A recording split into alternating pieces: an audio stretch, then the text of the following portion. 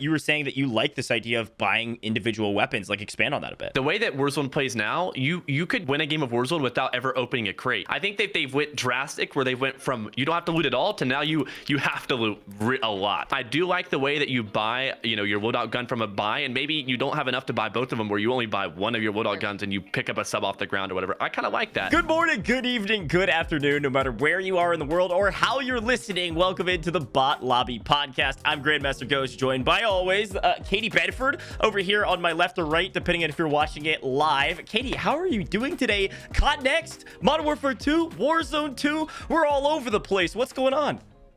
It's been a busy few days. CODNext was an incredible experience. Got to see some awesome folks, meet some people I hadn't met before. Had that London Royal Ravens event prior to CODNext, which was live in LA. Ton of fun. So it's been a crazy week and a half. Really excited to break all that down, especially with our guest, someone we have wanted on the podcast for a long time, someone who I think is going to have some unique insight into their experience as well, because they were at CODNext too. Yeah, we've got a ton we want to talk about, and instead of just you and I rambling on and on about Warzone 2, let's bring in an expert. Also there at the CODNext event with you, Katie, the luscious locks, the cat lover, the bucket hat extraordinaire. I mean, we've got so many names for him, but in all reality, we've got to talk also about his skill and everything that he's been able to do through Caldera, and I'm sure how excited he is for Warzone 2. Let's bring in Bbreadman himself. Bread, my guy, how are we doing today? You are glowing. Oh my gosh, that was an intro and a half. I feel good. I feel great. The CODNext event was really good. I mean, listen, I've got all but good things to talk about that trip. I mean, I got back yesterday. I was in LA for 18 days, and so obviously I was there with Katie at the London Royal Ravens event. It was something and a half. But listen, I feel amazing. Thank you so much for having me on. Yeah, we have a lot to talk about. That's true. London Royal Ravens event that Katie was at as well. Of course, you guys played well in World Series of Warzone, not as well as you would have hoped, but FIFA got the massive win. And you guys, that reaction. Oh, that was so cool. Oh my gosh, that reaction was incredible. So I'm sure that was a blast of an event. We'll go through all of that, but to start, Katie and I are going to ask you a few questions, Brad. We like to do these icebreaker questions, okay? So these are rapid fire. This is just first answer that comes to your mind. You're going to regret an answer, I'm sure, later down the road. But just whatever you got, we'll keep it pretty quick, or a little bit of a rapid fire. Katie, you want to start us off at the top? Yeah, let's get into it. Favorite person to stream/compete with? Joe. Yeah, it's pretty easy. Easy. Who is the first creator or competitor to give you an opportunity? Iron. Nice. All right, I like it. Favorite streaming moment? When I was in Twitch Rivals, the first Twitch Rivals that we had to qualify for, no one knew who I was, and we won the quals, and they asked me what my favorite bread was, and I said bagels, which isn't a type of bread, and so I was so nervous. I was so nervous. Oh man, didn't hit it with the rye bread? Come on now. Bread adjacent. Yeah, sure. It was close. It was close. I was so nervous. An attempt was made. It was a good one. Really good. What is your favorite meta of all time? The FFAR meta, easily. Yeah, I respect that. That is not the first time we've gotten that answer. Favorite competitive moment? There was this 1v2. It was like a 1v4 in Verdansk. I was near Corey, I think it was called at the time. It was either Corey or whatever the second name was for it. But I was alive. I was playing with Drakota and Iceman Isaac in Twitch Rivals, and I clutched up for a win with 11 kills or something. It was so fun. It was crazy. Nice. Heck yeah. What is your favorite Warzone competitive format, if any? Trios Customs, just straight up. Trios Customs, nothing banned, easily. Man after my own heart. Is that what Hisoka and Skull were saying too? Yeah. I think as well. We've gotten a lot of people who've said that. All right, your least favorite duo to compete against? To compete against Tommy and Almond, easily. Oh. Heck yeah. Yeah, that's 75% of our answers. Okay, do you have any tourney day or game day rituals? I would say I just do the same thing I do every day. I try not to switch it up. I'm not too particular, but when I wake up, I always have a glass of chocolate milk, 3 eggs, 3 pieces of bacon, and everything bagel with some whipped cream cheese, and I feel good. God, You know what? I forgot about it till you just said it, but that's what Catgun was explaining to me in the interviews they did, that you love your chalky milk and you have your whole like morning ritual. So. Oh yeah. I mean, that. I don't drink caffeine, so I need something to drink, and so I just drink chocolate milk with my water. I love that. I like it. All right. Do you have a hardest loss?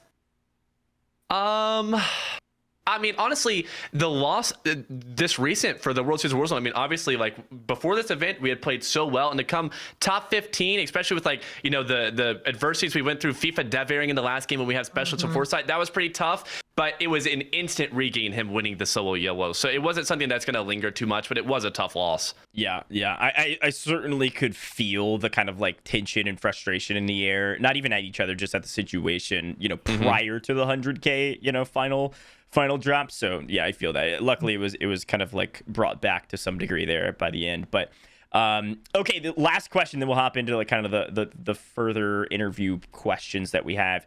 If you could do any dream brand deal right now, who would it be?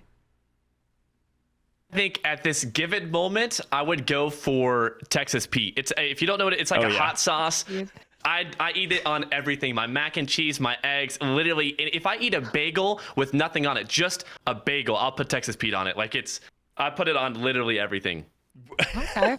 Look, you put it on mac and cheese, which I'm okay with. I mean, I'm more of a ketchup person, but like I'll take that. I like it. Foul. That is no, foul. it's not foul. My mom does that, and I don't know. See? Mom knows best. No, that is disgusting. Texas Pete, I'm a stand for Texas Pete. We've gotten such a variety. Like it's usually like, oh, Nike or something like that, and then I think Hisoka said Viagra. So at this point, the door is just totally open for any answer there. But Brett, no, really excited to have you. Thanks for answering our questions there to kind of get things started off. And oftentimes when we're doing these styles of interviews, we want to start with like your story and your background, and we will get to that. But I think it makes a lot of sense to hop right into the most recent event because it's on top of mind for everybody. CODNext, Warzone 2, Modern Warfare 2, and before we get to Warzone 2, talk to me about what it was like to just get invited to CODNext in the event, in its kind of like the entertainment value of it. It's a dream come true. I remember initially getting that invite and seeing it, and I was like, that's so cool. And I didn't understand the magnitude of the invite until I went to the event and saw, who all was there, how many people were there, just the grandness of the area that we were in. Like, it's like an airport. I mean, it was insane. I mean, I don't know, like the event itself was crazy. When I first got the invite, I was nowhere close to as excited as I should have been. I remember getting it and it said like, confidential, don't tell anyone. And I immediately messaged Joe. I was like, yo, did you get this? And he was like, yeah, I got the same thing. I was like, all right, I'll go get to see Joe and probably like Husk and some people. But no, showing up to that event, I mean, that invite is easily the coolest thing that I've ever been invited to and got to do as a content creator or streamer. I mean, amazing, absolutely amazing. Well, there's something that takes your breath away when you first walked into the building and you got the full scale of the setup. And the middle portion of the arena, obviously, where they had the desk and all of those high-rise stands. And the setups they had for us, Brett, were really impressive. All these dual PC setups that did such a great job. But I agree, when I look at something like that, it just kind of sinks in for a moment, of like, wow, I'm here and I was invited to this. It's so cool. Oh, 100%. I had to I sent videos to my mom and my dad. I was like, you've got to see this. Like, it looks like something off a TV. Like, it didn't even look real. Yeah, I will say, from somebody that was watching at home, what I was so impressed by was just the infrastructure. Like the fact that they had 200, not just PCs, dual PCs for everyone, right? Setups that you could record and stream. They had the internet infrastructure for that. They had, like that's the way I was thinking about it. And then it also was entertaining. Like it wasn't just a stunt or a gimmick or something. Like the entire event was entertaining. The guest hosts were obviously fantastic, and having part of the team, like the dev team there, was cool too. And you all getting to play the game early was awesome. And so I want to talk about that. Let's talk about Modern Warfare 2 before we hop into Warzone 2, which is obviously, a huge thing that's coming, a game that we've been long waiting for. And a couple things come to mind when I think of the event. One of those things is you killing everyone. You were on main broadcast. Like, I was roaming broadcast. I was changing. I had so many different POVs up, kind of watching all the different opinions and thoughts, and you were on main broadcast for a solid like 20 minutes straight of Maven just gassing you because you would not die. I mean, what was it like? No, I know, because I was one of those people. I was in hell. You don't understand. I loaded in and I saw Bbreadman on the other team, and I couldn't go around a corner. I couldn't even I touched my controller and he was like, "Oh, you're dead." I couldn't even play the game. So play, sir, please. Well, yeah. Please. What was the game like? What was Modern Warfare 2 like in that kind of stadium atmosphere? I want to go back to like the setups to just explain. For mouse and keyboard, the setup, like the desk space was I mean, barely a little limited. So I was like moving over to the left. I was in like a weird position, but it ended up, I asked like a bunch of other mouse keyboard creators, because obviously as a like control player, you don't need too much desk space. And so like, I feel like everyone kind of figured it out. It was honestly like the setups were amazing, but to go to the Modern Warfare 2 portion where like we were obviously fighting each other, like all the lobbies were sweaty. I mean, like everyone on the opposing team were other pros in the lobby, other people from the team. It was super cool to get to compete, but being on like my first, I think that was my second game where I went on that 25 kill streak that was on the main broadcast. It really, obviously it's fun to do that type of thing, but it was really cool to be like one of the first people to ever drop something like that on the game ever against like, some really cool people. So like, it was a great experience. I feel like I'm one of those players that off the rip of a game, like I'll get it down a little bit more just because I'm in the right headspace. I've got, I'll think about things a little bit more, but it seemed like, everyone is kind of running and gunning. But dude, I saw some beta gameplay today from like people being on the PlayStation, and everyone is demon. Even just random people in the lobbies are just demon. The SBMM seems crazy. But with Modern Warfare 2, I'm not a big multiplayer player, but after playing that, I think I could easily get the mastery camo for that game. Like, it felt fun. It was fun. Well, that's a key part, right? I think you say that fun, right? And if you're not someone who does that regularly, so is that something then you want to grind for on stream that you're going to try and get, whether it's Atomic? I'm not sure exactly what it's going to be called. But I know we saw, I think when we were talking to Skull last episode, he was the first one to get it in the prior game. So is that something you think you're going to go for? I don't know if I'll go for, I mean, you got to have a different type of grind. I remember seeing Skull in like 47 hours alive. I mean, he was grinding. But I think I am interested in at least getting gold or whatever the equivalent is on at least my favorite guns off rip. Like if I like the M4, I'll just get it gold, or like a sniper, I'll get it gold. I think with, Vanguard, I never even had the game downloaded.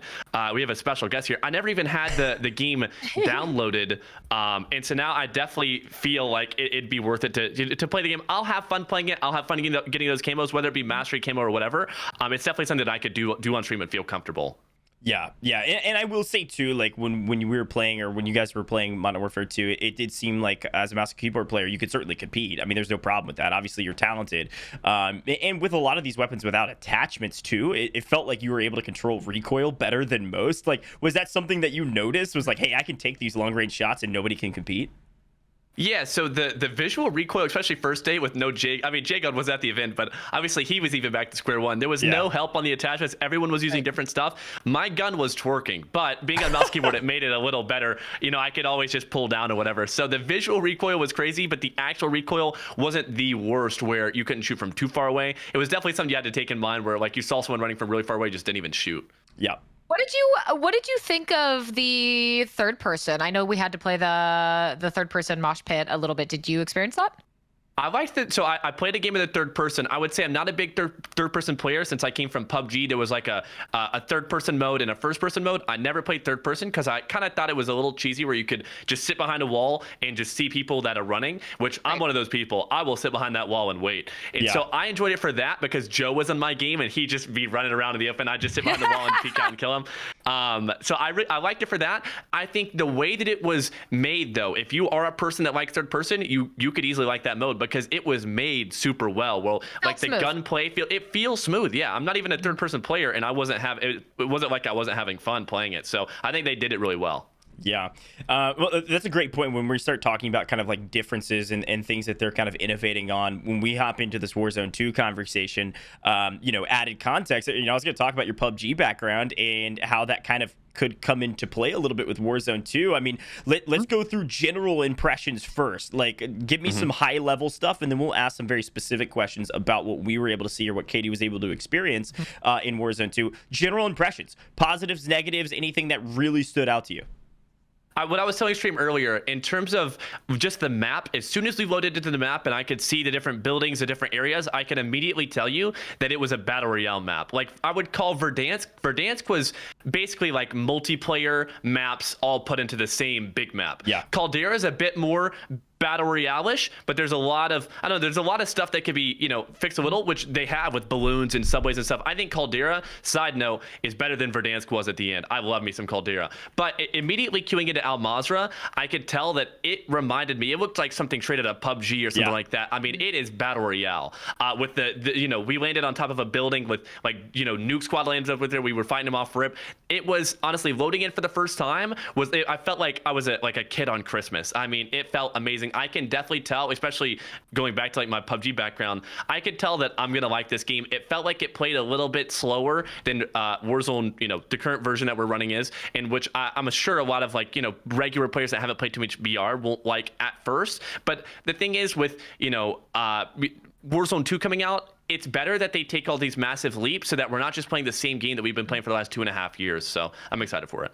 Well, you actually just touched on this, and you're on the same wavelength as Doug, because he just asked in chat, Modern Warzone asking, what did you think about the pacing of Warzone 2, whether it's circles to gunfights to transitioning from point A to point B? How was the overall pacing to you?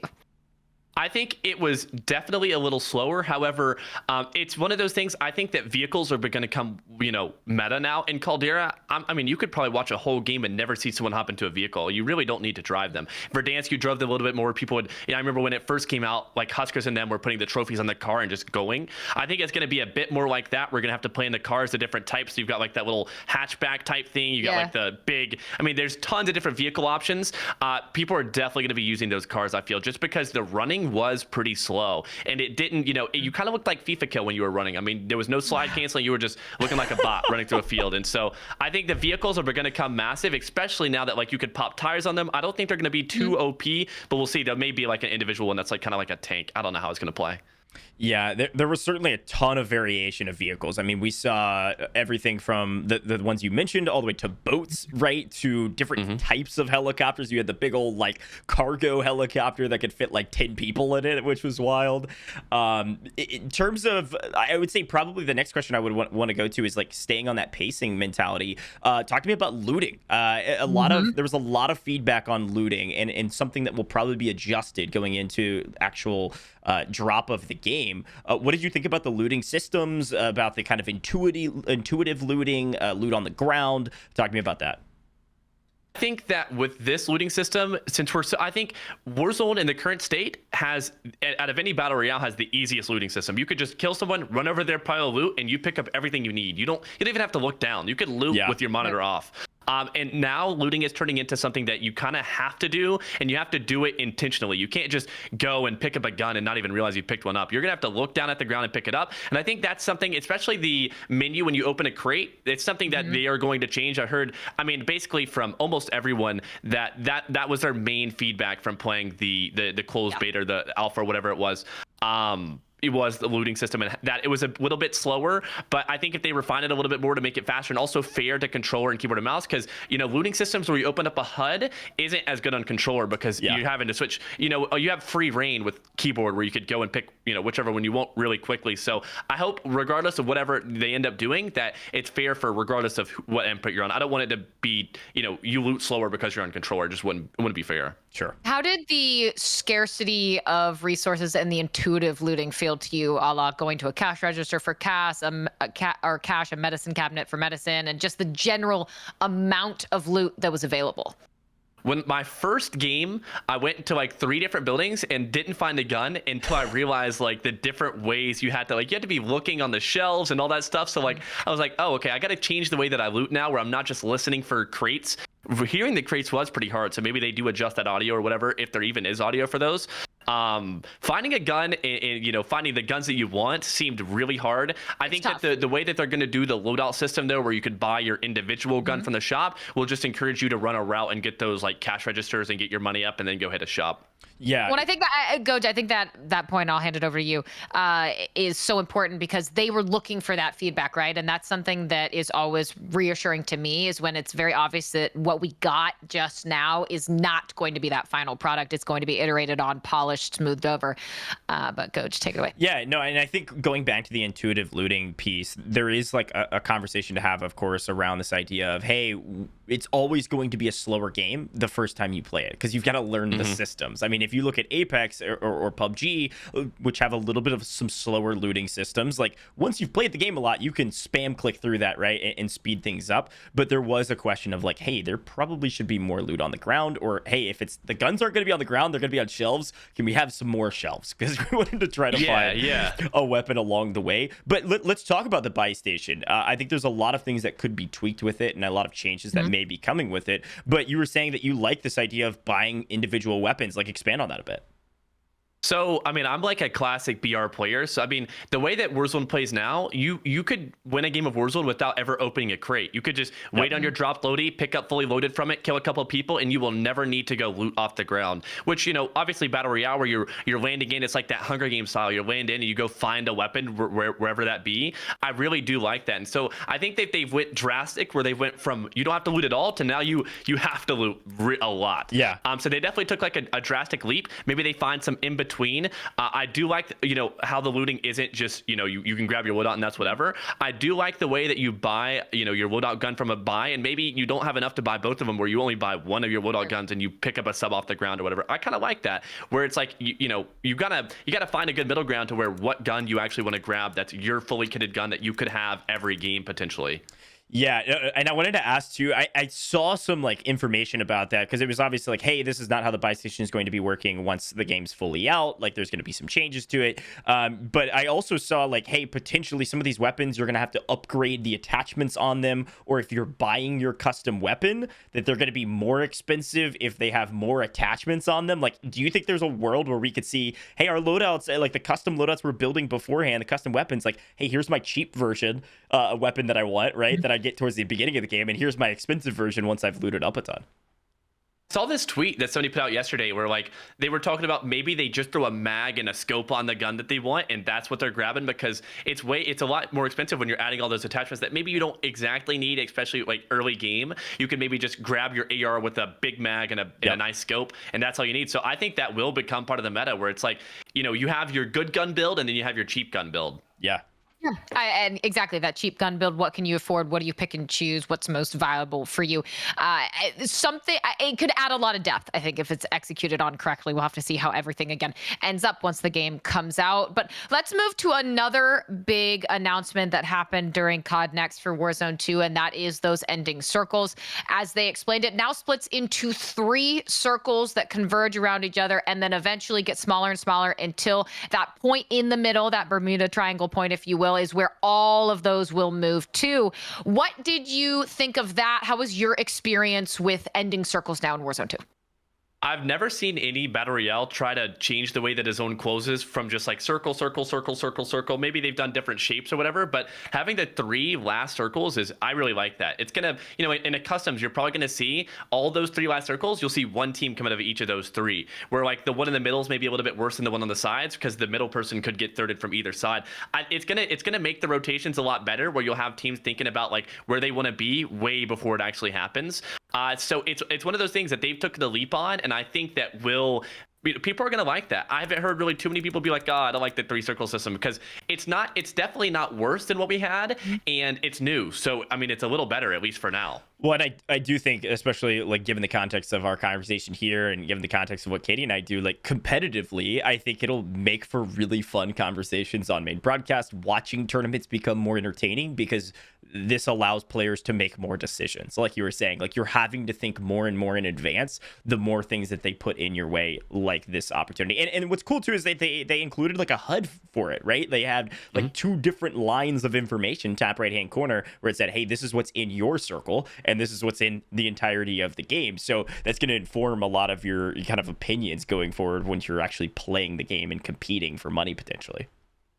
I think, yeah, 100%. And like you could even gas play between the different circles. Yeah. The possibilities for the last circles, especially in, competitive customs like that, I think from a viewing perspective, it's going to be elevated, especially with there being codes to join custom lobbies. Now, hopefully we're going to get some support on that side. It's going to be amazing. Oh, I hope so. It seems like there are very good signs in the pipeline, if you will, for exactly what, Brett, what you just mentioned. But I want to touch on it really quick because I don't think we've talked about it. What was your impression of audio in Warzone 2 when it came to close range gunfights? Obviously AIs are going to be around, but what were your audio cues general sound like for you in Warzone 2?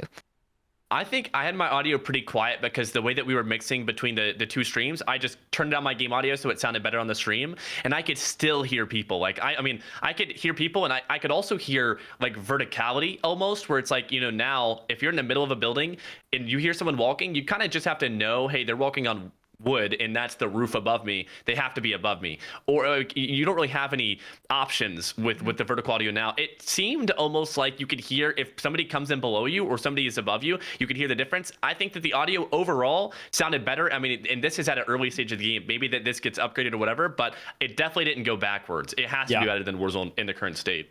Well, that's great. And GOJJ, I think that one of the things there too is in a lot of CODs, that vertical audio is tough for them to nail. So I agree with you. I experienced some of that too, that it seems like that has at least been improved upon. Yeah, and I know they talked about it on main broadcast too, about this idea of, hey, we've added more variations in footsteps on different surfaces. So the quicker you can pick up on those, whether it's water, swimming, or different surfaces like certain metals, certain rocks, certain dust, sand or what have you, and then of course your wood and your stone, that will help you out the most when it comes to like sound whoring, right? But the problem with that, of course, is that if sound whoring is everything you do in the game, on paper that's going to slow everyone down to play a slower bit of a slower gameplay. But if you're a true BR fan, that's not necessarily a problem.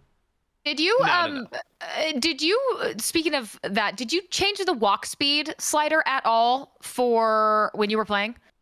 I think somebody mentioned it to me. I don't think that I ended up actually changing it. However, I believe it is an option for us to use right now. Obviously, like on controller, you don't really need to change that because you could just change how fast you move your thumb or whatever. So I don't know if that's going to just be a change for keyboard and mouse or how it's going to work. I didn't end up trying it myself, but I did see, I think it was Modern Warzone who posted about it, being an option now. So maybe that'd be nice where you can kind of creep on keyboard and mouse as well, like up a ladder or whatever. I think having different options like that is only going to be a good thing. Yeah, and I wanted to go back to kind of the sound question. I think once you start thinking about competitive Warzone, like the tweaks made sense, boosting the audio. I mean, everybody that turned on even Modern Warfare 2, it seems like the game audio is just boosted to the max. So you have to kind of adjust it. But I think audio has been one of the biggest issues of Warzone 1, if you can call it that. You see this as a good change. I know you said it's kind of a wash, but depending, I mean, we got to kind of wait and see. But overall, audio balancing and trying to adjust, good, positive, yes, negative? I think it's at least on the par with Warzone, if not better. So I definitely don't think we're going to see anything worse than what we have now, where it's like we're a little bit better, but everything is so quiet. I mean, with Rage Serum being added, they definitely have a way to just make everything so loud that like it hurts your eardrums. So maybe they take that route where they just make everything louder. They don't make it sound necessarily like higher quality. As long as you're able to hear that whatever they're walking around, maybe they go that route. But I think especially just from like the setups, like, we weren't even on our own setups where we're used for our headsets or whatever. It sounded pretty good. It definitely didn't sound bad enough to where I'd be like, this, I don't know if the audio is going to be up to par. I think it is at least going to be slightly better than what we're used to now, which is, that's a good thing, Yeah, it definitely did seem like they were avidly watching and listening to you all, right? Like the community of people saying, hey, what did you like, what did you not like? Because it seemed like most everything, the way they were talking about it at least, was almost on a switch. Like, hey, if you don't like the buy stations, we'll switch it. If you don't like audio, we can switch it. If you don't like Gulag, which is where Katie's going to go next, we'll switch it, right? So let's talk about that, Katie. Let's talk about the Gulag. Yeah, let's talk about the Gulag Breadman. I couldn't get away from you in multiplayer. I couldn't get away from you in Warzone. So Gulag, the big change, it's 2v2s now. I think you come in with an AI if you don't actually have a regular player, and the AI, I do believe, has additional armor to give them a bit more substance. But the arena is double, if not more, the size of the traditional 1v1s. And same ground looting, sparse ground loot in there, and it's a fight to the death with whoever you get paired with. And I will say that I blued you, and then you broke my ankles in half, and then I died. So thank you for that. Sincerely, thank you. That was my first Gulag, and honestly, I would say it's one of those things that 2v2 Gulag looks good on paper, but in practice, especially with AIs, it's going to be a little interesting, especially for like random queues, or maybe even in customs where you're getting paired with the people you don't want to win. Maybe you just throw your Gulag, because if you throw your Gulag and they don't win and your teammate has enough to res you, it's going to be, especially in customs, really odd. Like if I get paired with someone that I know is doing well, I'm just going to throw my Gulag and my teammates are just going to buy me back. Right. And then, you know, hopefully, but being able to have the opportunity to come out of the Gulag with 2 kills is a good thing, because I mean, coming out of Gulag with 2 kills, that's really good. I mean, just you don't have to risk too much, and obviously if your teammates can buy you back, it's gonna be interesting. I think the kills are gonna be inflated a bit more, especially if they have Gulag tokens and stuff like that on the ground. If you're going there multiple times a game, I mean, you could rack up 5-6 kills if you only go 3 times. Yeah, and well, if you're pub slaying, right? Like it's not a problem usually, not always, but usually to win a 1v2. So regardless of who your teammate is, you come out with 2 kills and you're feeling great. Now, the weird part about the AI, though, from what I understood and saw, was that the AI are in regardless. So there's just like these chunky AI that can take a ton of damage. And I was a little bit blown away by that. I mean, I don't know how many times you went to the Gulag, to be fair, in the couple hours that you were able to play, but the number of times that you did, I mean, was the AI a problem? Were they just distraction? Like, what do you think the kind of like role of that AI was in the Gulag? I saw somebody fighting one from above in one of the Gulags that I played, but in the 2 that I went to, I'm pretty sure, I don't think I saw any AI in the time that I was like fighting the people. So it's going to be interesting how they actually like play, because obviously you don't want to be the person to fight an AI, because you'll just get third-partied in the Gulag, which is weird to say. Saying that you're going to get third party in the Gulag, especially with it being a 1v1 right now, does not even sound right. I think it's going to be one of those things. If you see one, you just avoid it. And if somebody else starts shooting at it, they're a free kill. So if they are avoidable, that'll be a good thing. But if you have to fight them, it's going to be interesting. You're going to have to find a nice balance between, you know, leaving your spawn if you have to go. Like, you know, even I didn't know I didn't see if there was a flag or something that you have to cap. If you have to get to the middle, you probably do.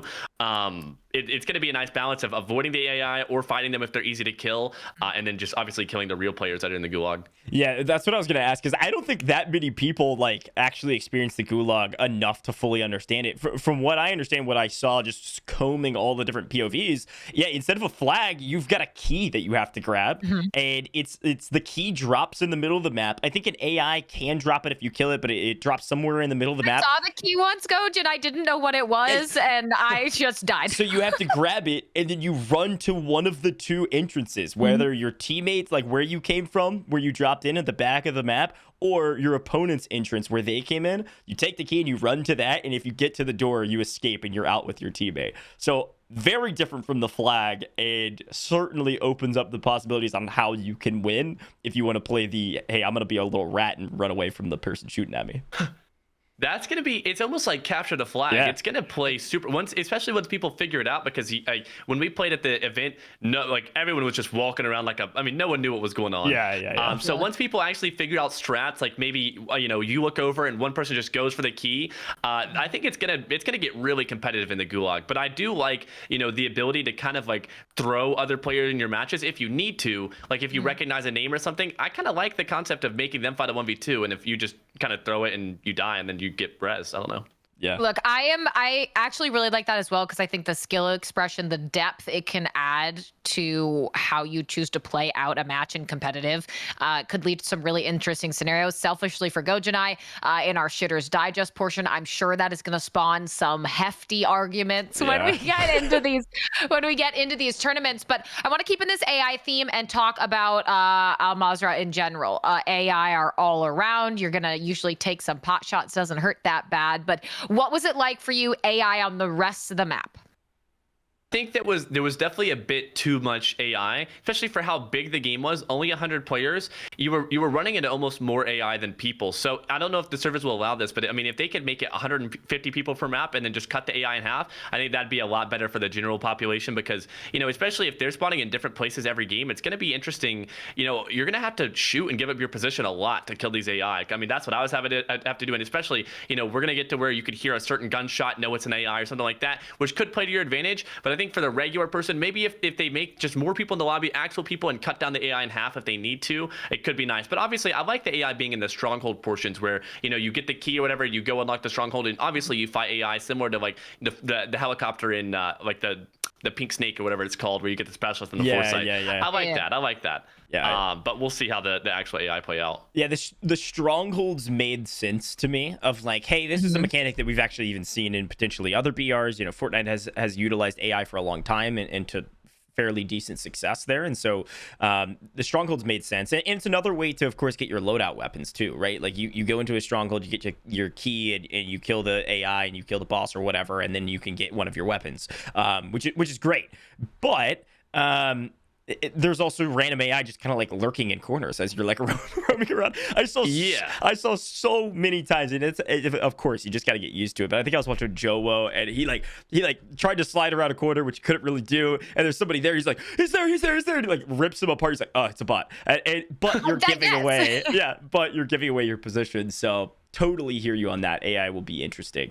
And I'm sure they're going to be taking in, of course, all the feedback on that and implementing that into the actual release of the game, which is a good 2 months away. So they have some time, especially if that's on a Switch. But yeah, Katie, I think you had this mentioned down. Like we talked AI. We're really just kind of hammering all the differences in Warzone 2. One of the major ones that they've been emphasizing for a long time, Brett, is the water.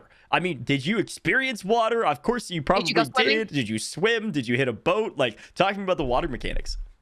So water is something that we've never really had in Warzone ever. I mean, we've had like puddles or even rivers, the one that separated airfield and like the ice houses on the other side of the lake in Verdansk. You've never been able, even if there was water, you couldn't swim in it. It was either ice or just like very like a puddle. So we've really never got it to experience water in that way where we can actually swim. And the swimming mechanics were nice.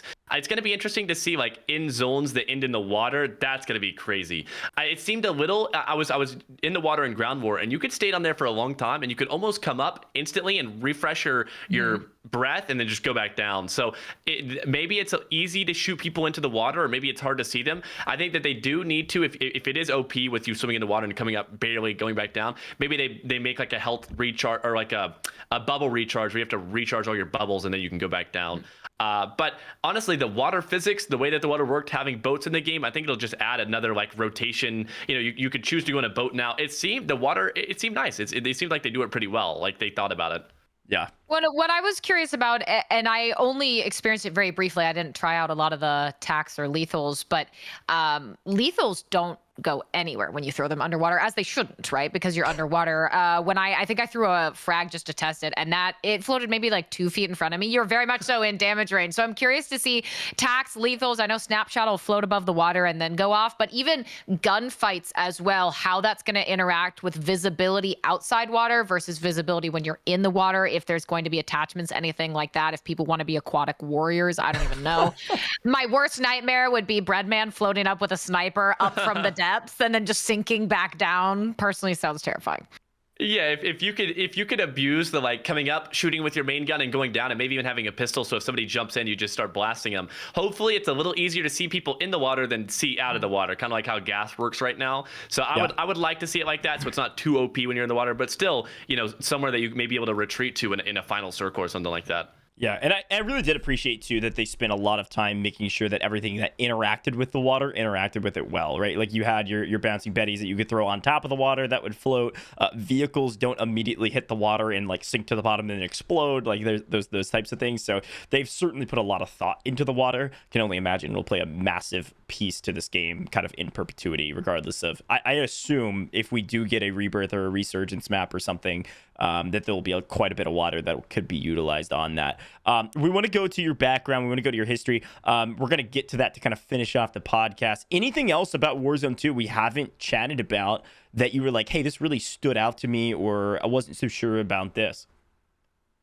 Say just in general, the things that I like most about the way that it played out were the vehicles not being that, like, we hopped into a vehicle, it was Husker's P90 and we hopped into that really big heli, and was it the hardest thing I've ever had to drive in my life? Like, I don't think there's going to be a learning curve to driving those vehicles, which I kind of like, where it's like, oh, you see somebody flying like one of those big helis. Like, I mean, they know what's going on. Like, they've got their own thing going. I mean, it's just going to add a new way to rotate, and it's not that easy to do so. So, like, especially for competitive, you could choose to take stuff like that, but it's going to be hard to do it. I like, anyone could just hop on a Jeep and handle that thing wherever. But with the vehicles being so hard to move around, it's going to be like something nice to kind of grind for. And that, I mean, that's the main thing about Warzone 2 that I'm excited for. It's just going to be something to grind for, something new to play. Anything that's different from Warzone, I'm a fan of. So I've heard a lot of people talk about, like, hey, they just want to reskin or whatever. I don't think that's what we need. I'm loving every change that's pretty drastic, that at least is on par with Warzone or a little better. I'm a fan of. Yeah, that's a great point. And I think it's worth even emphasizing is, like, hey, if we got a Warzone reskin that looked really cool, the novelty of that wears off within the first month or two, right? And then all of a sudden we're like, oh, we need more changes. And so if you start with a lot of changes, you might piss a couple people off, but it's a brand new game to grind for. The novelty is going to stay around for a long time, and you're going to see more opportunities for a skill gap in competitive for people that are grinding the game and getting better, which is honestly what I love. Now, I think there's some things about the game that will hurt competitive dramatically, like the 2v2 potentially. There's maybe a chance it could be tweaked to make that happen in customs and it be okay. But of course, the hope is that customs has its own kind of functionality that comes with it and is much more customizable. Adding in those lobby codes, man, like, I don't want to harp on that forever, but I mean, I was jumping around in my room ripping my shirt off, man. Like, as soon as I saw that, I was like, I mean, even if they did nothing for support and customs, I mean, that's enough to where it's like, that's huge. The lobbies aren't taking 10 years to start, I mean, that seemed amazing. Yeah, exactly. Well, let's talk, briefly. We've had you on. I appreciate your time. We've already had you for like 45 minutes. Let's talk briefly about your background, because this is a worthy story that we want to tell, at least to some level. Everybody now knows what we've deemed as FLOWO, right? It was originally LoafWo Killer, at least that's what I was saying. LoafWo, you and Joe were grinding for a long time. And then even before that, I remember you and Iceman Isaac playing quite often. And I remember the Iron Days way back in the day. So talk to me a little bit, and if it needs to be a shorter version, that's fine. But your come up in competitive Warzone, like, what got you from where you were averaging 20, 30 viewers to now where you're up here at the top, a couple thousand viewers, you're competing at the highest level. You guys have been killing it in tourneys. Like, talk to me about that journey. Where did it start and how did it get to where it is now? I would say that the thing that really started it off, like, way back, I started streaming a lot. Obviously when COVID started, I worked at like an elementary school after school program for the YMCA. So, like, with no school being in, I didn't work that much. Obviously I was in high school at the time, so I wasn't working too much, but I basically had a little bit more free time. So I took that time and I streamed for 4 hours a day, Monday through Friday, starting somewhere around June, July 2020. And then in August, I believe, there was a dude that joined. I'd been running like some CMG wagers. I remember running $1 1v1 CMG wagers and being so nervous. I mean, playing for any amount of money, it was scary, like any amount. I remember there was this guy that joined the stream named Pun, and at that time I probably averaged like 5 viewers or so, which for me was a ton. It was probably 3 of them were me, but it was a ton. And I remember Pun joined and he was like, yo, like, back then Tommy used to do kill bets where, he'd have to get a certain amount of kills and people would bet him. And he was one of the people that used to bet him. So he was pretty good with Tommy. And he set up a 2v2 that I played against him and Aiden. And we ended up winning that 2v2. I was playing with a dude, he doesn't play too much anymore, but we ended up winning that 2v2. And this was like early stages of 2v2. I mean, I dropped like 11 kills and we won. Like, it was nothing crazy, especially in Verdansk back then. I even used a Karna D8. Like, that was like my first, I was like, holy moly. And we won, I think it was $200 each. I mean, he put up all the money for us, and I had never played for that kind of money. I was so nervous. And we ended up winning.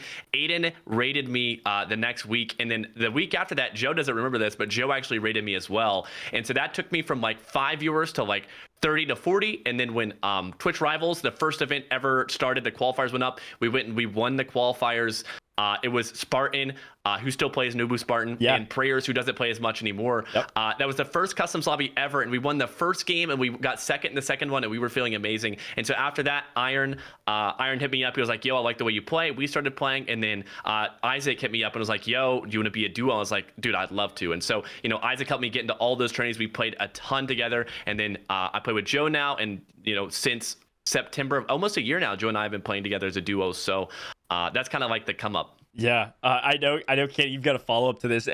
I just want to say it has been so cool to watch this come up. Like, you are one of the probably like 10 players or so that I have seen from like nearly, not quite inception, but close to inception of your career all the way through. I remember so vividly the games where you were playing with Prayers in the Twitch Rivals Quals. Like, I remember those like it was yesterday, and the fact that we were there and now we're here is crazy to me. So first of all, congratulations on the come up. It's something that you have earned. There's no question about it. And then, of course, along the side of people like Ice and Joe giving opportunities, then you taking those opportunities and running with them. So impressed by your come up recently. So very well done. Thank you. When I remember, I can't remember what tournament it was, but it was way back in Verdansk. It was in Stadium after it had been blown up, and maybe you were playing with Iceman. I'm not sure, but I was casting. It was switched over to your POV, and I had some name recognition, but I wasn't quite as familiar with you. And I remember, I wish I knew who you sniped, but you hit some filthy snipe on someone in Stadium, and you were holding them in Storm. And I remember distinctly that moment when I was like, okay, this is someone I will now remember this person forever. Are they in future tournaments? You will always have that name recognition. I mean, your come up has been nothing short of outstanding. But you mentioned Joe had rated you before. You used to play with Iceman. You now play with Joe. What was that transition like in finding duos, figuring out the duos that are best for you? How did that come to be with Joe? So with Joe and I had played, I think Isaac, you know, we had played like some TKRs because those were pretty big back then. Isaac and Joe and I had played some TKRs. And then there was this one tourney that Isaac wasn't available because he is full-time Air Force. And so Isaac wasn't available to play. And I played it with Joe and Exact. And it was a trios customs based on the win. And I remember we had this game and we were playing, and I like going for wins. And so, you know, that's why they gave me the opportunity. They're like, oh, this guy, you know, he plays pretty slow. He knows about the wins and stuff. And I remember we were chilling in an airport. I forgot, I called it airfield earlier. It was called airport, I'm pretty sure. Yeah. We were chilling like underneath that like bottom part where all the luggage was, and we just sat in there trolling for like 20 minutes straight. And they're like, we gotta go move in the zone. We just moved into the zone and just won the game. And I think that that won us like $500 each. I was like, holy moly. Like, we were all like, I mean, we didn't even try at all, and we were just winning stuff like that. And so that felt really good. And then eventually, you know, Isaac being able to, you know, having to have his duties, obligations and stuff with the military, Joe was looking for a duo because he had recently stopped playing with Stu, and I was like, all right, you know, Isaac and I played for a super long time. We won a couple things, didn't win a couple things, and so I was like, maybe it's time, you know, we just try to figure out, you know, you know, what we could do that'll benefit us, especially with Isaac being full time and Joe not having duo. So I was like, all right, I'll try to play with Joe a little bit, and then we did. It started off, we didn't do too good in some of the tourneys, especially notably Mini Royale duos. Yep. Joe and I have the worst record ever. We played, one of the first tourney we played was that $75,000. I've got it. It was the last answer for Dansk. I've got this little note that they sent. The last answer for Dansk, $75,000, and that was the one that Dr. Disrespect and Z-Laner were playing. Yep. And we were doing so bad, Joe and I think we were in like 18th place. We were just trolling at that point. I pulled out like some Pellington from my loadout because none of the really good weapons were allowed, snipers. Yeah. I pulled out the Pellington from my loadout, killed Smith, went up on top of a building and 360 dock off a roof. And like, that was one of my best memories because nobody knows that like we had nothing to lose. We were losing regardless. We had nothing to lose. So I was like, all right, well, I'll go have some fun. And it ended up just being docked that I 360'd off the roof. So that was dope. And then we did the LAN, which we also didn't do too good on. But I mean, we had one of the worst track records in Mini Real Duos. And I was like, oh, Joe will never want to play with me again. Yeah. But we did pretty good in 2v2s at the time. And so we kept grinding. There weren't as many Mini Real Duos. So the stuff that we did play, we did really well in. And yeah, ever since then, I remember Joe flew back home that night after that tourney because he had something to do. I was like, bro, Joe hates me. He was never going to want to play with me again because we just did so bad at that event. And no, we just kept grinding, especially with there not being too many of those. We did like the trios customs. We always did pretty good in, always had a random third or whatever. And with FIFA being like a free agent almost, you know, picked him up and it's been nothing but good. Yeah, and I want you to touch on the vibes as well. Obviously, at first it was like, does he like me? Does he not? You know, because Joe had that come up kind of before you did. But it's obvious you guys have become great friends. Even FIFA Kill added into the mix, but you and Joe in particular. I mean, talk to me about the vibes. How important those are. How close of friends you all have become. We have seen it time and time again where the best players on paper will not win tournaments over and over and over again because their vibes are shot off of things that happen. And it seemingly always is the case where you guys are always having a blast regardless of how you're doing. I think it's one of those things where it's like, if you know that, you know, you die somewhere, you do this and it doesn't work, it's like, as long as you know it's something that you couldn't really control, where it's like you get headshot sniped from someone 500 meters away and you lose a 2v2, it's like you got to focus on the things that you can control. And if you something unlucky like that happens, it's like you could just look past that, think of the things that you did wrong that led you to that moment, and kind of work on those. But I mean, with Joe's a really optimistic, happy guy. I'm the same way, so it's always worked out where it's like, unless something goes terribly wrong, like we're gonna be chilling. And even if something goes really bad, we'll make the most of it, have fun. Like when we were just pulled out random guns in the last stage of our dance. It's like the vibes are never truly chalked until, you know, obviously if I make a bad play, you know, the one thing I tell people is like, they're like, how do you play solos so much? It's like, I like to play solos because generally if I die, I did something wrong. Or it's like, why don't you complain about aim assist? I really don't mind that much because generally if I get killed by someone, I missed some bullets or I didn't do the right thing. So it's like, as long as you're focusing on the things that you can fix, don't worrying about things that you can't fix. And you know, just factors like that, it doesn't really make any sense. But the vibes, especially in tournaments, are massive. Joe has the vibes, FIFA has the vibes. It's always nice to just, regardless of what's going on, just be positive. Yeah, makes a lot of sense. That's so important. Great mentality. I just saw that in chat is an excellent way to sum it up. And we've heard that as well from Joe himself when he was on the podcast, how important to having that level head, being aware that sometimes it is your fault and working on improving yourself. Exactly. You said it, right? Don't focus on the things that you can't control and keeping positive. You and Joe, I think as a duo, set a very good example of that. But we know you don't have a lot of time. So we would be remiss if we did not ask about your name, if we did not ask about the bread. Talk to us about where Bbreadman came from and how you've managed to accumulate such a vast quantity of bread paraphernalia. Yeah, so honestly, I may not have the best story that you'd like to hear. So I used to play Counter-Strike a ton. I played this game mode called Scout Snipes, where basically you just fly around with a sniper with low gravity and shoot people. It was so fun. But I played, and at the time, I think I was like 11 or maybe 10. And I had my name was Peanut Butter, spelt horribly wrong. And I remember playing, and some guy was just roasting my name. Like, he was like, dude, that's the worst name I've ever seen. You should change it like Bread or something. I was like, all right.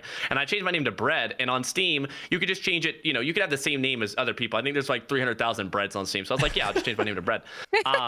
And then I just never changed it again, like ever. And my name has always been Bread since. And the reason that I've got like the extra B and the man at the end, which at this point I'd like to keep both. I played Minecraft, and on Minecraft you have to have like a unique name. And so my name on Minecraft was just Bbread, because I couldn't get bread. So I was like, all right, I'll just put an extra B in there. It's like have a stutter or something. And so my name was Bbread, and then on Origin I couldn't get the name Bbread, so I just put Bbreadman. And so I've been able to get Bbreadman on every other platform since, and so that's why it's, you know, maybe I add some numbers in there or something, but that's where it's at now. I've always been Bread, and it was really only because somebody told me that my name sucked, and so that's Bread. I love it. I love it. That's so funny. Well, I will forever always now call you Bbread instead of Breadman. We'll make that happen on main broadcast. I'll change all the overlays. I always assumed at some point that you would rebrand to just Breadman. But I probably will, yeah. Like, I like the man. The extra B isn't needed, but it's like, it's not something I'm too pressed over. But I probably will at some point rebrand to just Breadman. Cool. Well, I will keep the extra B for now for all future things. Amazing. Well, let's finalize kind of this conversation about your brand, the bucket hats. Is there a story, or is it something that just happened and then you full sent on it? Yeah, so I feel like this isn't as fun as most people would want it to be either. I've always had long hair, like always, and my car doesn't have AC. Never had AC. I'm driving the first car that I've ever had still. It's a Nissan Rogue with 240,000 miles on it. That thing is, I don't have a horn. I don't have a left turn signal. Dang. There's a lot of things I don't have with that car, but I don't have AC and I never have. And so my friends and I used to drive and go like swimming every day at this like local creek that was like pretty far away. So we'd have to roll down the windows because it was so hot in the car, and my hair would always just go ballistic. I don't like putting it up. And I was like, one time I was at Target and I saw this $10 camouflage bucket. And I was like, that looks goofy as hell. I would love to put that on in the car so my hair doesn't go all crazy. And so I did. I bought that bucket hat. I actually bought 2 of them for one of my friends. I don't know where either of them are now. It's the OG Target $10 camo bucket hat. Sure. But I used to wear those when we went swimming, and now it's just, I think they just look hilarious. I don't feel like anyone can pull off a bucket hat that well, but as long as you think you can, like just put it on top of the headset, I think it looks funny. It's always nice to have some kind of like branding like that. But Yeah. you know, it's always been something that I've had around. I was like, all right, I may just wear one for like a redeem or something, and I've just always worn them since then. Well, you got some ritzy bucket hats now. Is there? Okay, I know we keep saying that. Really quick, is there any like luxury brand you really want to get a bucket hat from that you don't have already? I'm a very frugal person. The only reason so I've got a Gucci bucket hat and a Louis bucket hat. The only reason I've got any designer buckies is because we were with FIFA and Husk at our trip, the Baka Bro land, and FIFA didn't peer pressure me, but they, you know, we were at like the crystal shops, and they're like, yo, you should get a bucky. I was like, all right, I'll get a bucky if it looks nice. And then I ended up getting 2. I'm a pretty frugal person. Unless something like that happens again, I probably won't get one. Yeah. But I mean, honestly, just adding to the collection, whatever other types of, you know, hats that I don't have, I'd love to get one. I mean, treat yourself, right? At the end of the day, you deserve it. You've worked hard. You've come a long way. But all right, final question. What is next for you? Do you have content plans? What can we look forward to seeing from Bbreadman in the months to come? Really just preparing for Modern Warfare 2 and Warzone 2. Definitely, I think for the YouTube especially side, I'll do like some lists and some things to be ready for Warzone 2. But honestly, when that drops, I'm just going to be doing, you know, a 24-hour stream, whatever. I'm just so excited to have something to play and look forward to. It's not like I don't with Caldera. I mean, I play at least 8 hours a day of Caldera, and I love it.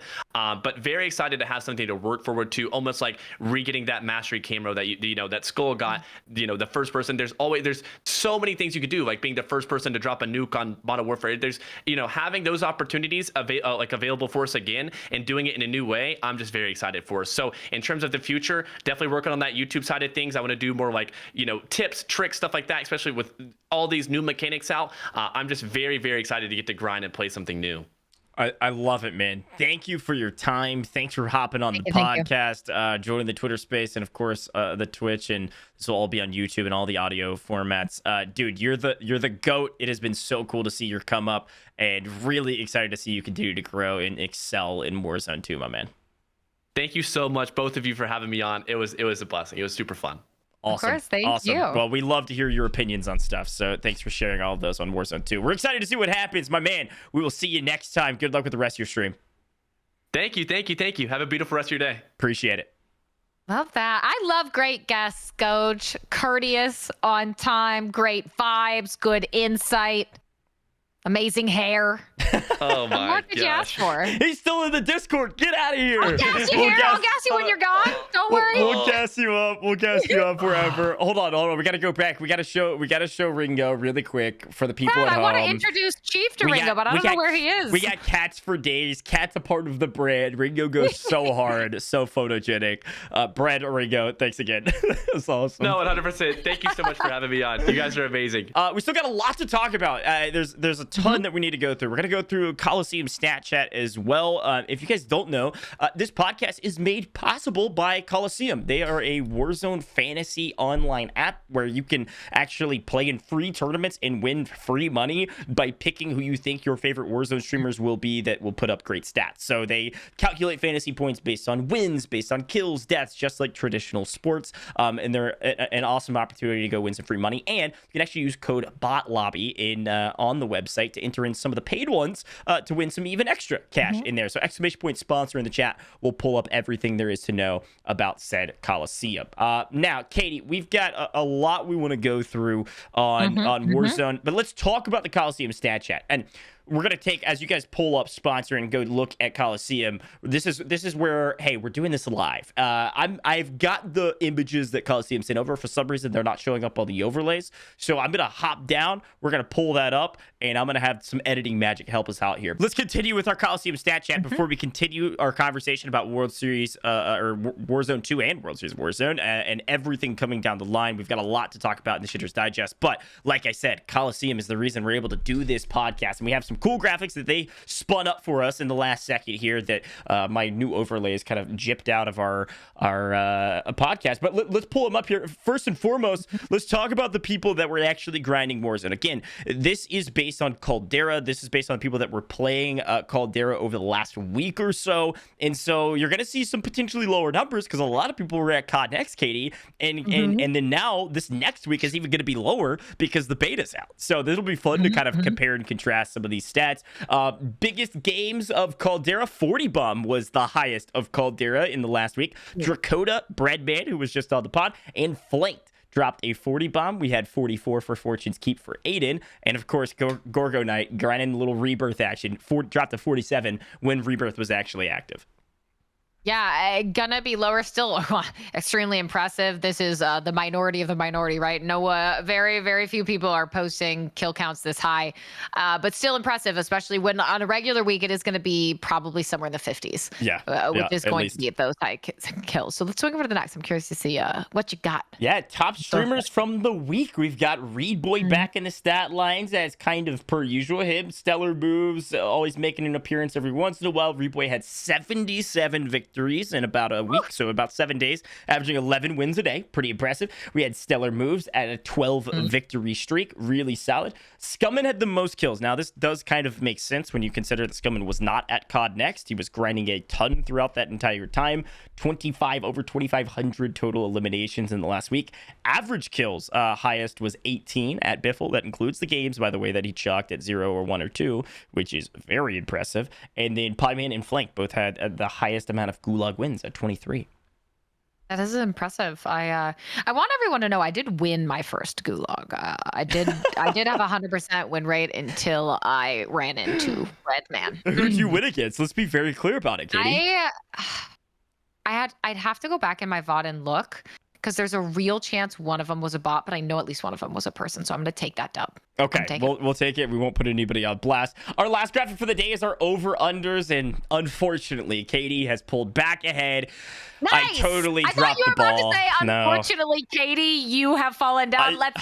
I really thought I was going to gap you here up by 1, and then I was just going to start running away with it. But no, Katie on top. You can see our over and unders from last week based on this week, and also where we're going to be going next week. And I think our stats next week are going to be much lower because everybody's going to be grinding that beta, Katie. So as much as I want to go through our over unders here, I think both of us are going to almost always take under on nearly everything. So we'll kind of skip that portion. But you are on top, and we'll just call it even for next week as well, because we're gonna both go under on nearly everything, unless you want to change your mind. I'll take it.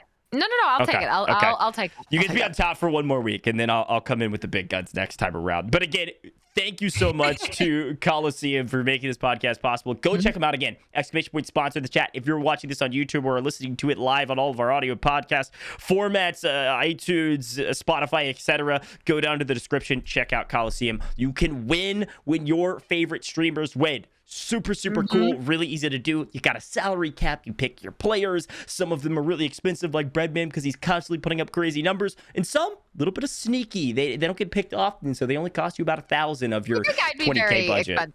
I think you'd be cheap, but I would be very expensive. All right. Well, anyways, use code BOTLOBBY and go support Kolosseum. Now, heading into our last section for the podcast, Shitter's Digest. We're here. Okay. There's not that much drama necessarily. There's a few things that we want to talk about. But of course, if we have any final thoughts about Warzone 2, we can bring those up as well. Let's start with the drama, though, because everybody loves a good stirring of the pot on the timeline. There was a number of small things. We saw Modern Warzone getting roasted for his height, as per usual, by Nick Mercs, a classic. We saw some hilarious back and forth. Nick's not tall, is he? No, he's not. It was comedy. We saw some hilarious back and forth. We didn't even bring this up with Bbreadman. Proximity chat that we could bring up. That's gonna be great. Bobby Poff versus Nick Mercs was so funny in proximity chat. I think the terminology imparted by French here that Bobby used was "I smell a pussy," ran around the corner and blasted Nick Merckx, and it was hilarious. And then actual drama. Two big things. I want to start with the one that is kind of, I'd say, trending at all times and really nothing new, but a little bit new because it involves CODNext. It's Nadia. Nadia is at the forefront of every conversation about Call of Duty Warzone right now in a general public eye because she is constantly, Katie, being accused of cheating. And there was another instance of that, of course, where she was invited to CODNext, and I gotta give her some credit. I mean, she was averaging like 12 to 15,000 viewers the entire CODNext stream because everyone wanted to see how she played on LAN. And apparently a rumor was started, Katie, that she got pulled off of her setup because she was cheating. Now, that's just not true. I cannot accurately articulate how stupid that is. I mean, the whole thing is stupid, and I feel like we're beating a dead horse at this point because it's just a continuation of the same endless drama. Yeah, no, I know. But like, look at Shanice, chat. Yeah, look at chat. I know. I saw this on the Shanice, that's what timeline. I'm saying.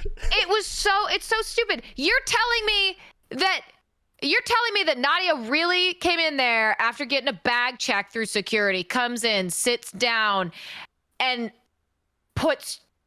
What do you think she was doing I don't know. On that PC? There were so many texts. There were so many texts that were everywhere at all times, constantly coming by and talking to you, checking your computers. There is no way. And people, I mean, it's delusional. It's insanity. It's insanity, and people are crazy. And it is the fact that people would immediately jump to that. It's like, you're just insane. Go touch grass. Literally go touch grass because you are being, stop drinking the Kool-Aid. Stop. It is this weird, like, I don't know what the word is. I don't want to. It's a mob mentality fervor that has turned all these people into psychos. You're in this weird, like, public TikTok echo chamber where something gets stated, and I do know, I saw the clip. Destroy sat down at her setup while she was pulled away. And Shanice, if you guys don't know who Shanice is, she's an amazing community manager for Activision. She kind of runs all of the influencer discussions and getting people to events. Does a crazy amount of stuff and worked crazy hard for CODNext. And she actually went up to interview and pulled Nadia for an interview. So I don't know if she was doing the interview or somebody else was, but pulled Nadia from the setup to do an interview because she's been blowing up recently and certainly worthy of getting an interview. And then Destroy sat down at her setup. It was like, oh yeah, they found something, they gotta go talk to her, kind of thing. And I think that's where the rumor started. And then it was just this crazy echo chamber where no one had seen that clip of Destroy. It was just hearsay of this person said this, so I believe it. It crazy. I mean, absolutely absurd. People are just, and that's why part of me is almost like I know Shitter's Digest is about talking about things like this, but it almost makes me not want to give it attention because I don't feed the trolls, if you will, right? And these are some chonky, hefty trolls at this point. They need to go on a diet. But hey, she was in a place where everyone was happy to see her and she had a good time. And I think that's the most important thing. And at the end of the day, if someone wants to keep doing that to you, ride that momentum. Say thank you very much for propelling my career. Peace out. But and I think too, I would say, just to finalize this conversation too, I have been very impressed with Nadia in the way she's handled everything too, because she's handled a lot of insane amount of hate, an insane amount of DMs, insane amount of just harassment, with honestly a lot of poise, and is in that mentality of like, let the haters hate, I'm gonna do my thing, and she's been riding that wave and killing it. So pretty impressed with her, all things considered. A very tough thing to do given the situation. But you're right, let's head to the next topic, because this one's a little bit of some more pot stirring drama. Everybody hates tier lists. I have been the victim of getting hate from tier lists. I used to do tier lists all the time. I've been bugging you about this for a minute. I'm down for some tier lists. I'm down for some background tier lists. I'm down for all those types of tier lists. The good, fun tier lists. Now, the fun ones. General tier lists where you rank players. If you are a player, usually you get a lot of backlash for a good reason. You're ranking people. People don't like to be ranked if you rank them poorly. People like to be ranked if you rank them well. Well, this one wasn't a tier list, but similar, Katie. MrsKnowItAll, who is known for running a ton of kind of buy-in or wager tournaments or whatever you want to call them. I mean, constant tournaments. I mean, I keep track of Warzone earnings, and it's like every other tournament is hers. She's running that many for the community to keep people fresh playing. If you pay attention to Twitter tournaments, you know who she is. She decided that to kind of end Caldera in the next couple months or so, I think it was actually today or tomorrow or something like that, she was going to run what she would deem as her top 32 player 2v2 tournament. So like the sweatiest of the sweats, who she determined were the top 32. Very clear about that. People that were not, of course, a part of that top 32 freaked out, Katie. I mean, they were losing their minds, so much so. Is there anyone noticeable that you saw? Because I came into it late, so I saw her twit longer. Yeah. Because she ended up canceling it because of all of this. And she was just like, to hell with all of you. I'm not going to put on this for you if you're going to react that way. But I don't know. Is there somewhere that had like the list of people that were included and people who were complaining? I think it might have gotten deleted. I'll have to go back and scroll through who her top 32 was. It might be in a VOD somewhere or something like that. But apparently a lot of the complaining was, there was some subtweeting on Twitter, but a lot of it was on stream as well in front of their audiences. And so then, of course, those audiences are then mobilized to go harass her, which sucks. And obviously she can do whatever she wants with her tournaments. But I know some of the players that were in the top 32 were frustrated that it got canceled because they were excited to play it or changed plans around to play in it. I know Brad, I think, was playing in it as well. He mentioned that. So just a terrible situation across the board. And that's what happens, I guess, when people rank people. But at the same time, it's like, hey, just, you know, I guess the only thing that you could pull out of these types of situations are there's always going to be people trying to drag you down and hate on you. How do we respond? If we're constantly getting harassed, that's not worth it. And if you're somebody that is mobilizing a community on purpose or on accident, but of course on purpose, don't do that. But even on accident, like, you have to be aware of the words you're using when you're streaming to thousands of people or hundreds of people or even tens of people, because those people will take those words regardless of any other feelings underneath them and then take them, talk to them like they're fact, run with them, and then potentially go harass that person. And so we all have to be careful of those types of words on broadcast. And of course, MrsKnowItAll is added to the list of people that have suffered, unfortunately, from that. Well, yeah. And I think on top of that, it's, you know, the phrases come to mind that are kind of tongue in cheek, but very applicable in this sense. This is why we can't have nice things, right? This is why, you know, one bad apple spoils the bunch. And what I mean by that is that people are upset that this got canceled, people who were playing in it. Well, she isn't doing this necessarily out of like the kindness of her heart, if you will. And even if she was, she doesn't have to tolerate that. And she shouldn't tolerate that. No one should. No one should just have to swallow harassment. Yeah. They shouldn't have to. So her canceling it, no issue with that, right? You're well within your right. If you feel like people are behaving in a way that is just not conducive to what you want to do, then I'm sorry. Yeah, literally, you can't have nice things. Goodbye. We'll see you later. And we'll end up seeing what comes out of it. But also, let's be very clear here. 32 is a wide berth of people.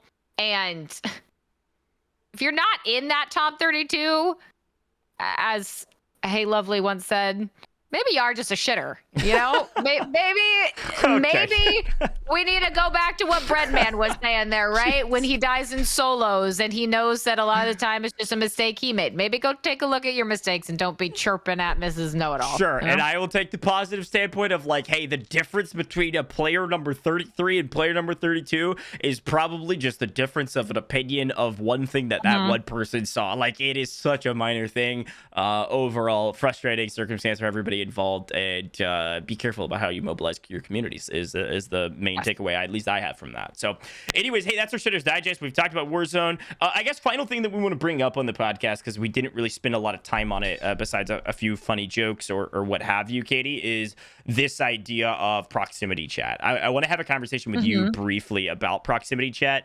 and what you think about it, pluses and minuses, how it could maybe elevate content, and we'll kind of finish up from there.